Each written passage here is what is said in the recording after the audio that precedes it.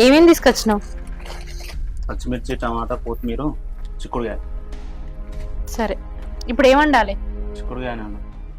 అది దుంచేసరికి టైం పట్టదా? శైలజావతి నచ్చింది, కరీంనగర్కి షాపింగ్ పోదామన్నది. చీరలు ఆఫర్లు ఉన్నాయట, తక్కువ రేట్లలో దొరుకుతాయి, ఇప్పుడే కొనుకొచ్చుకుందాం అన్నది.